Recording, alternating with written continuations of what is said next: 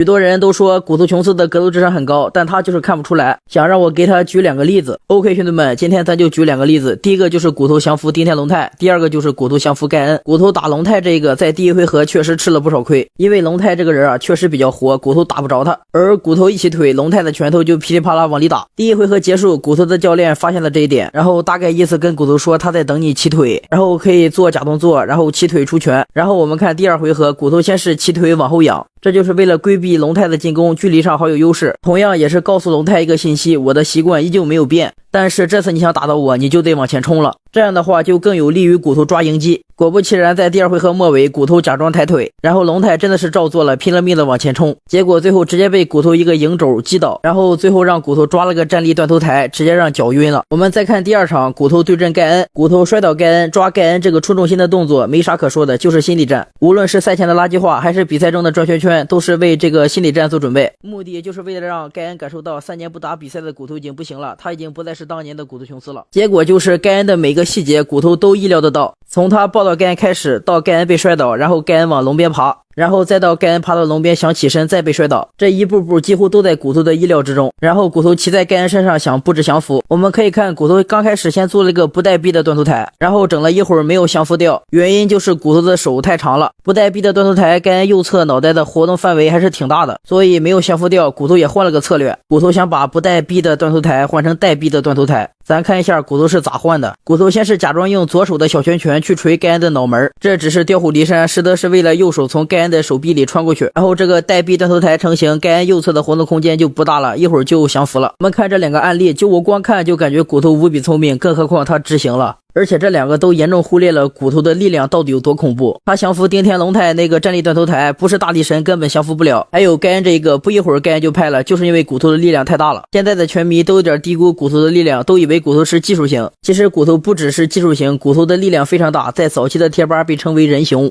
轻重时期的骨头就能硬拉288千克。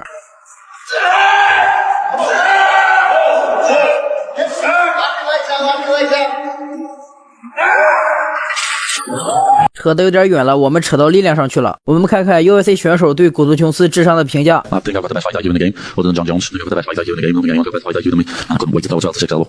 Jones is going to take him down and lay on him and just finish him there. Jones' wrestling is next caliber.